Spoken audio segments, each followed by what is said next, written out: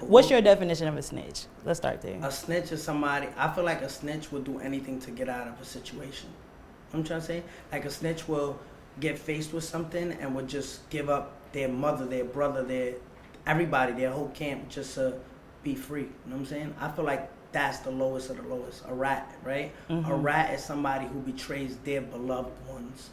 You know what I'm saying? For an escape. You know what I'm trying to say? Like rats crawl through the littlest holes. You know what I'm saying? Rats like have no bones. They just get out of situations. You know what I'm trying to say? I feel like that's not me. You know what I'm trying to say? And so if you had to define how you're different from a snitch, in what ways? I feel like I'm the realest person in the world. I feel like I'm the realest and I'm the most loyalist person in the world. Okay, and why so? Well, we're going to get into it. I feel like... Well, let's get into,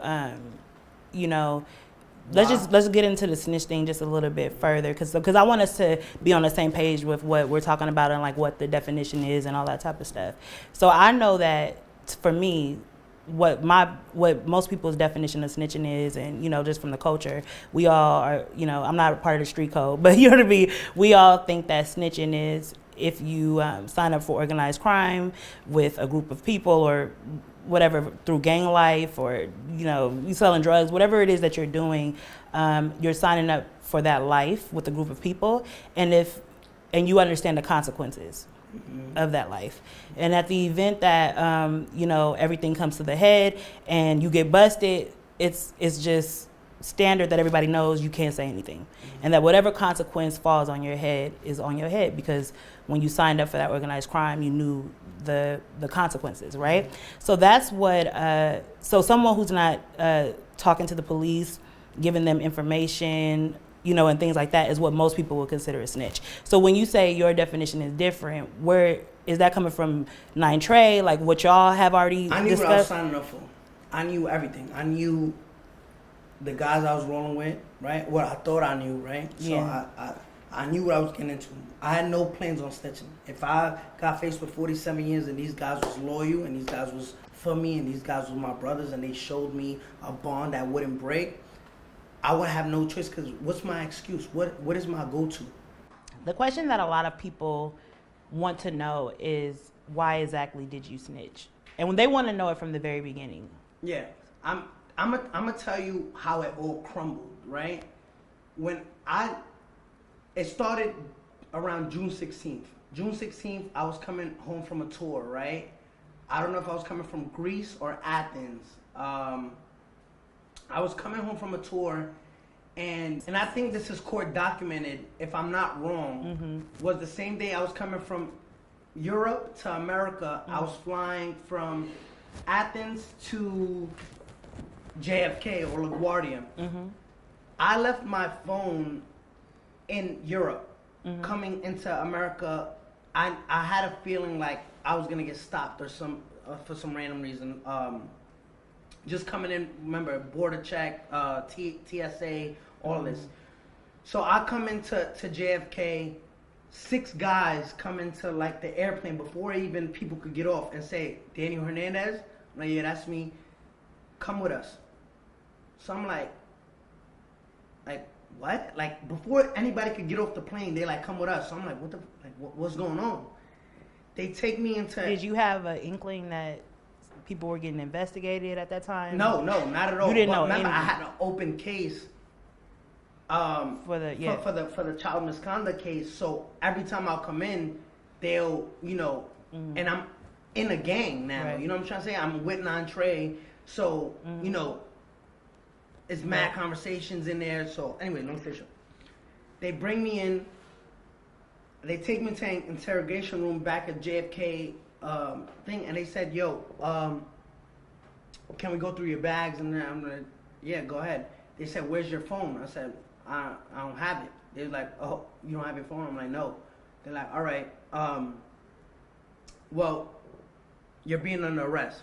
I said, me? Under arrest for what? They said, listen how crazy this is. They said, you have a misdemeanor in Texas. So you're arresting me in New York for you know what's a misdemeanor?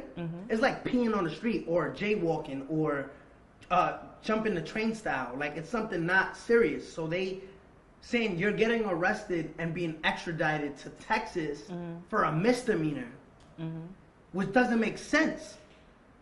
You're arresting me for a misdemeanor. It doesn't make sense.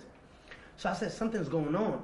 Can you tell us what the misdemeanor was? A misdemeanor was, remember the kid that was recording me in the mall saying all type of names, and I grabbed him by his jacket? That. So he pressed like a charges and or whatever. But we got it all sorted out. It got dismissed. So they say you're getting extradited. That day, I get sent to Rikers Island. So you know the first person I call is Sarah Molina, who's the mother to my child.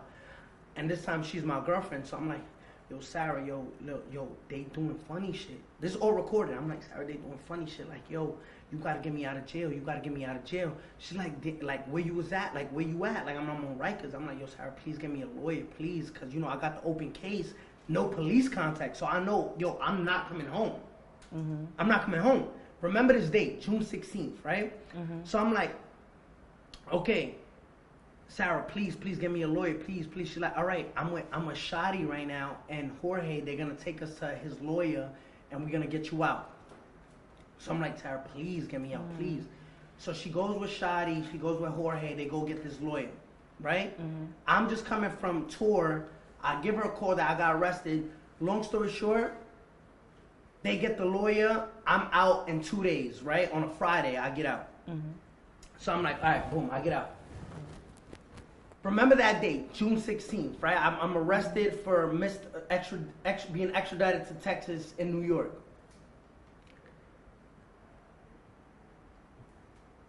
July 22nd comes, right? So June 16th, next month, July 22nd. July 22nd, I'm leaving to edit. Me and Nikki on the phone. Me and Nikki are going through the video, and she's like, I don't like this part. Can you change it? But I don't have the files, and she wants something edited that I don't really know how to do, but my best friend knows how to do. So I'm coming out the strip club. I go home. I'm on the phone with Nikki. She's like, switch this before the release tomorrow. I said, fine. I'm leaving the house, get in the car. We're driving to my friend's house. But tell us, so that we follow the story. The release of what song? Fifi. Fifi, okay, get it. Follow all of these dates. The question is, why did you snitch, right? Remember June 16th? Remember that date? July 2nd. July 22nd. 22nd. Is the night I got kidnapped, right? Let me walk you through. I'm in the car. I'm calling my best friend, trying to get him to answer the phone so he can open the door. He's not answering, so I tell the driver, hit a U-turn. Let's go back. He's not answering. When he hits the U-turn, we get hit by a car from the back. Boom! I'm in the passenger seat. Jorge's driving. He says in Spanish, quédate aquí, no te bajes. I'm going to go check on the people. So, remember, it's 5 in the morning. We just came back from the strip club. I understand people are drinking. People are drunk. They probably hit us by accident. You know what I'm saying? He want to make sure they're okay. He gets out the car to make sure the people are okay. It's kind of long that I'm like, yo, he would have been back by now checking if these people are okay. So I look at the little side view mirror of the car. When I see a guy coming with a big ass gun, just like hoodied on, running towards my door, my heart dropped to my ass. I'm like, this can't be happening right now. Opens the door, puts the gun in my face. Yo, give me everything, run everything. I'm like, oh, they got me. It's over. It's over. When I in that moment, did you feel like you were gonna die? Of course. So you hear What was the first thing you thought about thinking that you were gonna die? I was thinking about my daughter, because at this point, I'm like, I just left the baby upstairs. Like, I literally told my baby mom, yo, I'll be right back. Right? I'll be right back. The baby was watching like little cartoons in the living room. And I said, when the gun came to my face, I said, it's over. When I saw the person kidnapping me, I knew who he was. So I'm like, oh, it's over. So, you hear me pleading. I'm like, yo, Harv, chill. Like, yo, bro, please, like, chill. Like, I'm sorry. Like, yo, I try to call you. Like, I'm pleading because I know at this point, nobody's going to know it's you. We're on a dead block intersection, 5 in the morning. All you got to do is let off 3 shots, boom, boom, boom, boom, boom, leave me there. Right? Like, yo, Hov, I just chill. want to clarify one thing about the story, and we're going to keep going. You said he left the car to go check on the people. What happened to him? It's on YouTube. Yeah. But I'm saying, like, I'm just saying. Oh, okay. So what happened? So he's outside the car. So he's outside the car. So- Where is he in relation to the gunman? He didn't know. All right, this is all gonna make sense. He was already cooperating with the government. The car was already bugged. Mm-hmm. That's why you see video of the kidnapping. Mm-hmm. The car was bugged, like mics, camera, everything. So my life is like a movie. Mm-hmm. The driver gets out. He thinks like people just got into an accident, but they don't know that it was a distraction to get us out the car. And it's just me and So him. he don't have nothing to do. He has nothing to do with it. He is cooperating with the government. Yeah, but he has nothing to do with 9 Trey. I don't know. He doesn't know. Nobody knows. Oh, the driver didn't even know. No, the driver knew he was. Oh, okay. cooperating with the I'm government. making it clear. Yeah. So the driver is cooperating with the government. He already has the car bugged. Yeah. That's how you see video of the actual. But he's not cooperating with the kids. He's not cooperating. No, he is cooperating, but he's not cooperating with the kidnappers. With the kidnappers. Okay. So you got two people, the government and 9 Trey after you at this point. Right. So at this point, but I didn't know this. Mm-hmm. So boom, I'm pleading on my life. He's like, get in the car before I shoot you. I'm like, yo, Hov, we in the same gang. When you're pleading for your life, what are you saying? I'm like, yo, Hov, I'm sorry. Like, yo, bro, chill. Like, yo, bro, you don't gotta do this. Like, you know what I'm saying? Like, yo, I try to call you. Like, I swear to God, yo, you, like, he's like, get in the car before I shoot you. Get in the car before I shoot you. So I'm like, damn, if I get in that car, I'm gonna die. If I get in that car, I'm gonna die. Like, it's over. If I run, he's gonna shoot me in the back. What do I do? I'm gonna get in the car. Like, you know what I'm saying? I think at that point, I'm like, yo, I'm gonna get in the car. Cause right now, he could shoot me right here. I fall to the floor. I'm thinking all these scenarios. If I run, I can't run faster than a bullet, right? So I'm like, all right, let me just get in the car. Maybe I could talk him out of this. You know what I'm saying? I get in the car. When I get in the car, he drives off. Him and Shy in the front seat. Shy's like, got the gun to my stomach. He's like, yo, like, we should just do this, nigga, right here. Like, right here. And he's like, yo, shut the fuck up. Like, he's telling him, shut the fuck up. Like, take your hoodie off. You're making it hot. You know what I'm saying? So I'm like, yo, bro, yo, you know, like, I helped you out. Like, I done clipped you with 30,000, 25,000 here. Like, why are you doing this to me? Right? Like, at this point, I'm pleading for my life. And I'm not gonna keep interrupting you, but I want to know. I want to get the full story. At this point, that he pulls the gun out on you, are you guys not friends at all, or are you cool? And you're blindsided. There was a split. There was a split. There was a split, and they were beefing over money. Like, who had me, right? Because I'm generating so much money for the gang that they're like, he chose to be on Shadi's side than Harv's side. But it was like, if we're all a team, what? You guys split, and I just happened to go with Shadi because Shadi was like like he wasn't a hoodlum, like a street guy. It's like a Dame Dash Jay-Z type of situation, but for the street. Yes. So I chose Shadi, and Harv didn't like that. So you knew at this point y'all was beefing to some degree. Yeah, to some degree, but not to some degree where you like we know each other. You about to kill me over what? Money? Right. So at this point, he's driving around. I'm gonna make the long story short, because you remember the June 16th, July 22nd. July 22nd. So now we riding. He's like, yo, I'm about to do this nigga, yo, and it's a stolen car. Like, we could just burn it up, like burn the car. Yo, he was just saying so much stuff. I was just like, oh, I'm dying. Like, it's over. It's over. Like, imagine the adrenaline. Like, yo, you got two guns out. I'm in the backseat, doors locked. I'm even looking at the door like, what if I just jump out? Can I make it? What if I go for it and it's locked? And then they knew I was trying to escape and just shoot me in the back of the seat. Like, what do I do? So they get out the car. When they get out the car, I'm like, no. They stopped at like an empty street. They're like, yo, get out the car. I'm like, nah, yo, I'm not getting out the car. Like you don't gotta do this. Like, yo, I'm not getting out the car. He's like, get out the car. So he grabs me by my hair, drags me out. When he drags me out, he's recording me. Like, say you not Billy, say you not 9 Trey. So I'm like, I'm doing that. I'm like, yo, I ain't 9 Trey, I ain't Billy.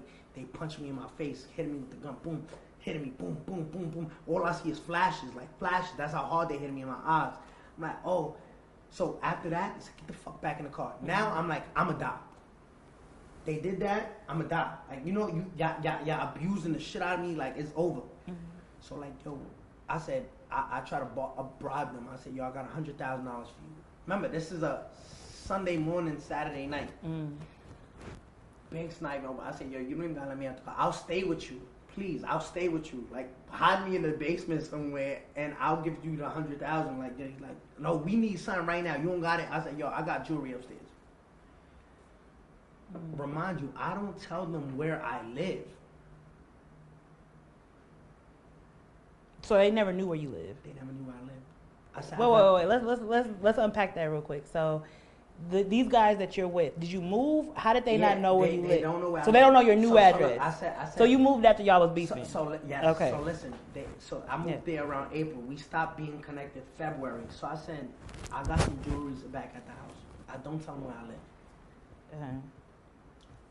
While I'm telling them, pleading like, yo, sorry, they're driving right to the front of my house. How would they know where I live at? Somebody gave me up. Somebody in that circle with my same gang gave me up. But I'm not thinking of that shit. Fuck that shit, right? I thought about that shit after. Because I'm thinking to myself, like, are you going to live? Am I going to live? Right? Yeah. So they drive to the front house. They're like, call your baby mom right now. No, they asked me, who's upstairs? I said, yo, my daughter, my baby mom. They're like, call your baby mom right now. Call her, yo, Sarah, look, don't ask no questions. Just bring down my jewelry. She's like, all right, for what? I said, Sarah, stop fucking asking questions. Bring my jewelry down right now. All right. Hangs up. I stay in the back seat. Harv stays driving. Shah gets out, goes, grabs the jewelry, comes back in the car. They said, yo, once we get the jewelry, we're going to let you out.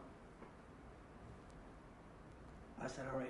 Like, Sarah, bring down that jewelry. You know what I'm trying to say? They're going to let me out. I didn't tell her that, but in my head, I'm thinking that. Did you really think they were going to let you out? I hope. You know what I'm trying to say? So I'm like, all right. Once he got in that car with that jewelry and I heard them tires screech, I said, damn, I'm dead. They got the jewelry. They killed me. So they pull off. I said, yo, Harv, you said you was going to let me out? I said, shut the fuck up, nigga. I'm about to die, bro. You know what I'm trying to say? So I was like, and the whole time they like, where that nigga at? The whole time they asking for Shotty. Shotty's nowhere to be found that whole day. I'm calling him, he not answering. This is July 22nd. Boom. They drive to like a back street behind their house in like Smurf Village.